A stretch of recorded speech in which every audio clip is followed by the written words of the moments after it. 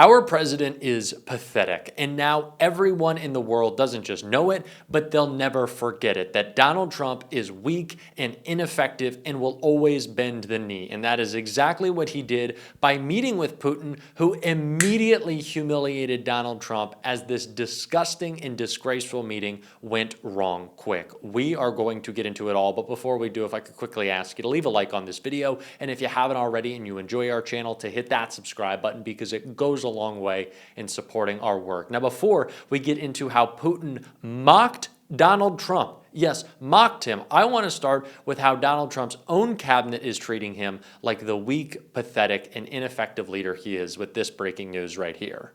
In some breaking news, it was just announced that Trump and Putin will not meet one-on-one, but Rubio and Witkoff will be joining them. Donald Trump will no longer meet with Vladimir Putin one-on-one to discuss Russia's war with Ukraine on Friday via Caitlin Collins. Air Force One touched down at Joint Base Richardson outside of Anchorage, Alaska Friday, where Trump and Putin are scheduled to meet. Putin's plane landed shortly after on the tarmac that featured a red carpet for the two leaders to walk down together. President Zelensky was not invited to the meeting, he told Trump this week. A White House official confirms Trump's one-on-one with Putin is no longer happening, Collins wrote on social media. Instead, it will be a 3-on-3 with Special Envoy Steve Witkoff and Secretary of State Marco Rubio joining Trump. Not clear who will join Putin from the Russian side. In a second post, Collins added, for the expanded bilateral meeting and working lunch, Trump will be joined by Secretary Rubio, Secretary Hegseth, Secretary Bessent, Secretary Lutnick, Special Envoy Witkoff, and Chief of Staff Susie Wilds, per a White House official. Earlier on Air Force One, Trump told reporters there's nothing set in stone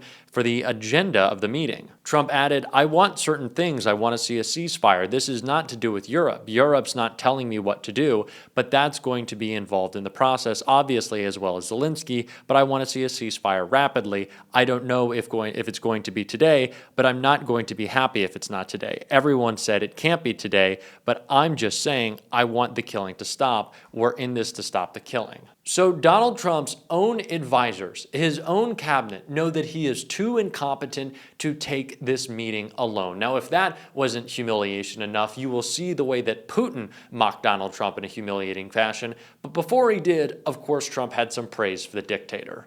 Could you describe a little bit, Mr. President, because I know you've had a lot of phone calls with President Putin. What's the difference in a face-to-face, in-person meeting? Look, he's a smart guy. Been doing it for a long time, but so have I.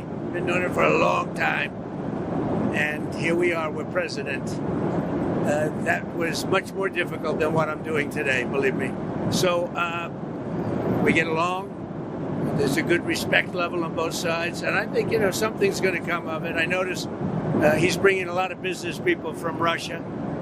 And that's good. I like that because they want to do business, but they're not doing business until we get the war settled. Just one thing. What about the possibility of the United States providing security guarantees to Ukraine? Maybe. Along with Europe and other countries. Not in the form of NATO, because that's not going to, there are certain things that aren't going to happen.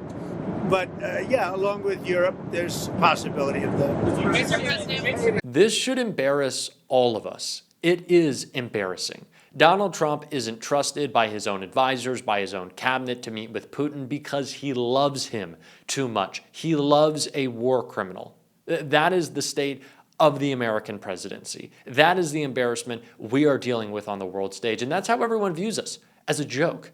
And we were made a joke before this meeting could even start with the trolling of Trump by Russian officials.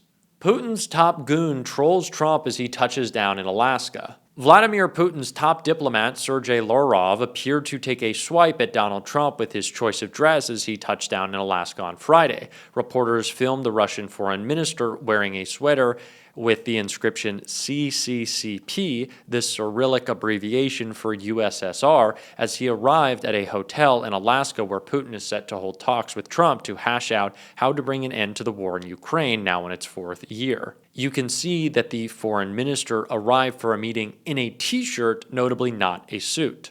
The Daily Beast has contacted the Russia Foreign Ministry and the White House for comment. Alaska was part of the Russian Empire until 1867 when the United States purchased it for $7.2 million under President Andrew Johnson. It gained the status of a state on January 3, 1959. Kremlin propagandists have floated seizing Alaska throughout the Ukraine war. Lavrov's wardrobe choice appeared to be a nod to those fantasies.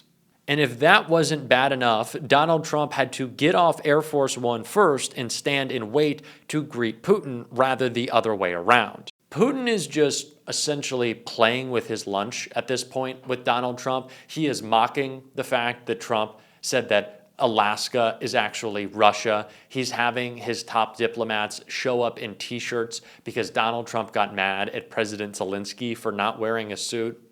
They are clearly mocking him because they know he's a joke and they think he's weak. That is how we present on the world stage. That is what Donald Trump has turned this country into. That is the image that Donald Trump will be remembered for.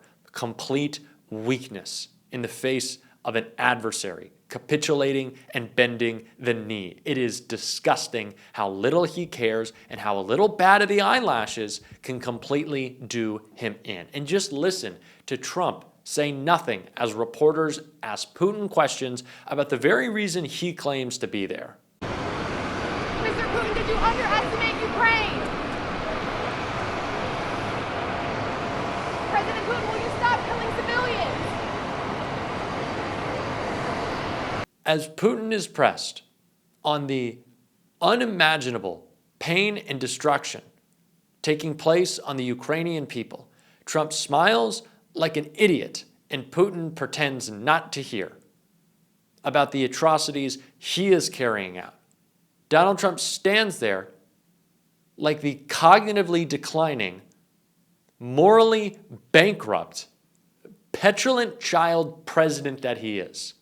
It is gross to watch him sell us out to Putin. For what? For a pat on the back? For an attaboy? To make sure that certain images don't come out, certain video?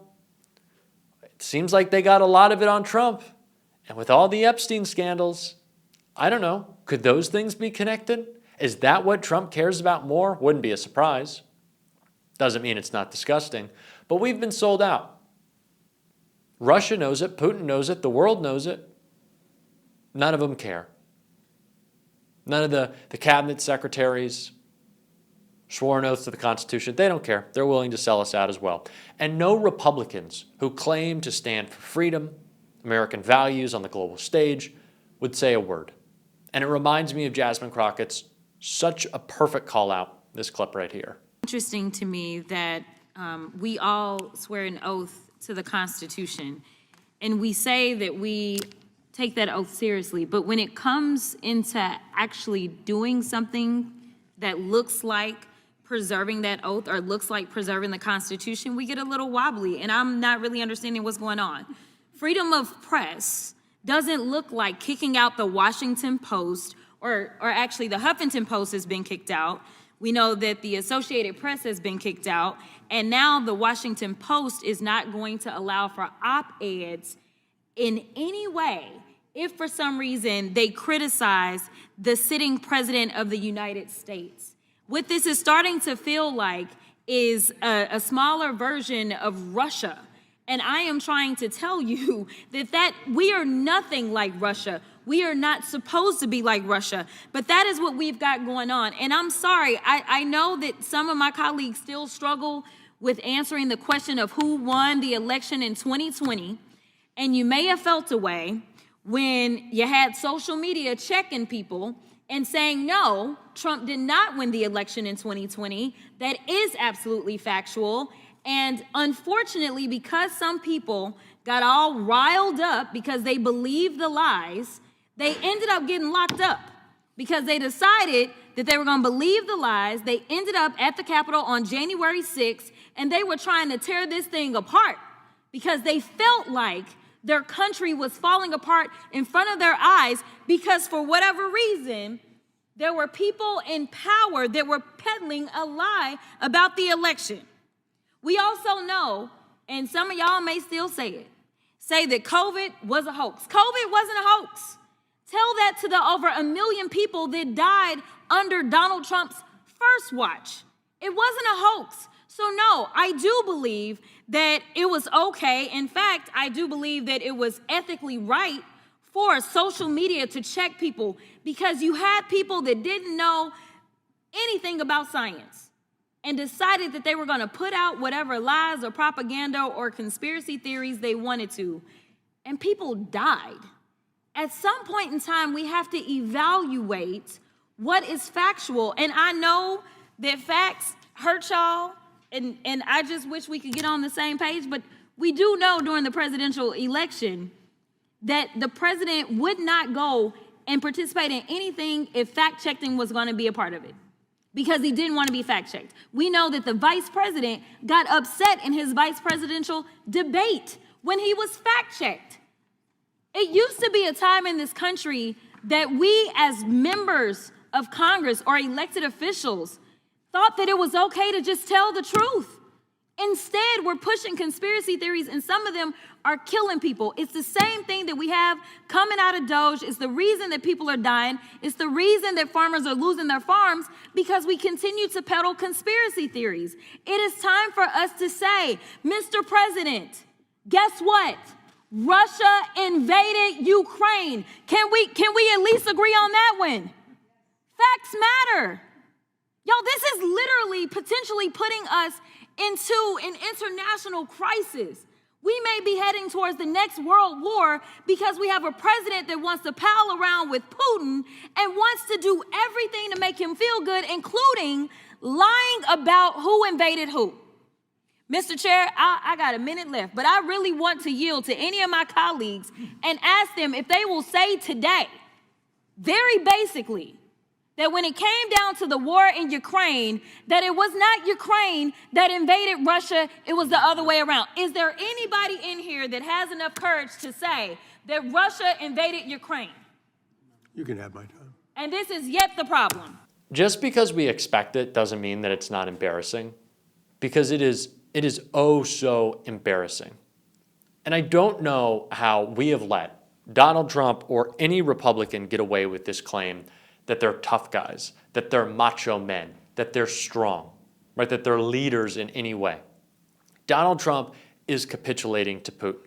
And this little kind of showy dance, who gets off the plane, who has the stronger handshake, Trump is losing. Not only is he losing the actual negotiation, he's kind of losing the little sparkle around the edges, the little extra stuff. Nowhere does he appear strong. Nowhere. He's standing there like a dog waiting for its owner to come home. Oh, Mr. Putin, did you bring me a treat? Did you bring me the Nobel Peace Prize for doing nothing? For doing jack shit? It's embarrassing that that is how we look on the world stage. But it is even more embarrassing if Democrats let Donald Trump or any Republican get away with the idea that they are strong when they are weak. That's what they are. They're not men. They're not tough guys. They're not macho. They bend the knee. They're pathetic. That's what they are. And we're going to keep calling that out on this show every single day. If you want to support that, as always, you can hit that subscribe button, leave a like on this video, and if you stuck around to the end, drop a blue heart in the comments. And until next time, I'll see you soon.